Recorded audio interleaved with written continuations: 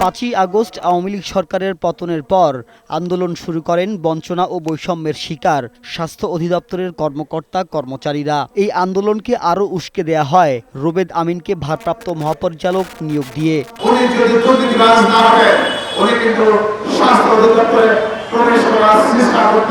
স্বাস্থ্য অধিদপ্তরের মহাপরিচালক রুবেদ আমিন সহ সাবেক স্বৈরাচারী সরকারের দোসর সকল কর্মকর্তার অপসারণের দাবিতে প্রায় 1 মাস ধরে অধিদপ্তরের সামনে অবস্থান কর্মসূচি চালিয়ে যাচ্ছেন ডক্টরস অ্যাসোসিয়েশন অব বাংলাদেশ ড্যাব সহ বৈষম্যের শিকার কর্মকর্তা কর্মচারীরা। উনি বিভিন্ন কর্মকাণ্ডে দুর্নীতিগ্রস্ত একটা অচল অবস্থা স্বাস্থ্য ব্যবস্থায় উনি কন্টিনিউ করছেন।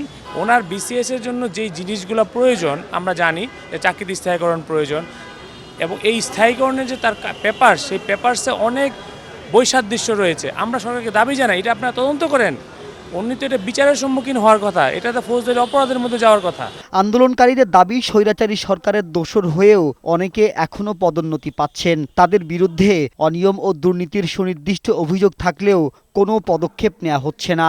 অবিলম্বে এসব দুর্নীতিবাজ কর্মকর্তারা পদত্যাগ না করলে কঠোর আন্দোলনের হুঁশিয়ারি দিয়েছেন তারা। অন্যান্য যে মন্ত্রণালয়গুলিতে যে পরিবর্তনের হাওয়া লেগেছে, স্বাস্থ্য মন্ত্রণালয়ে দেখতেছি তার চেয়ে উল্টো। এখানে সাবেক স্বৈরাচারের দোষর যারা আছে তাদেরকেই আবারও নতুন করে পদোন্নতি দিয়ে এখানে পদায়ন করা হচ্ছে। অতি সত্বর একজন মেধাবী দক্ষ মহাপরিচালক এখানে পদায়ন করবেন। পদায়ন করার সাথে সাথে দেখবেন যে আমাদের স্বাস্থ্য সেক্টর আগের যে অবস্থা, সুন্দর অবস্থা ছিল, সেই অবস্থা আমরা ফিরে যাবো ইনশাল্লাহ। মহাপরিচালক হিসেবে নিয়োগ পেলেও 3 সপ্তাহের বেশি সময় অফিসে ঢুকতে পারেননি রুবেদ আমিন। ফলে স্থবির হয়ে পড়েছে স্বাস্থ্য অধিদপ্তরের কার্যক্রম। সেখানে গিয়ে বেশিরভাগ কর্মকর্তার রুম খালি পাওয়া যায়। দ্রুত এই অচল অবস্থা দূর করে স্বাভাবিক কার্যক্রম ফিরিয়ে আনার দাবি আন্দোলনকারীদের।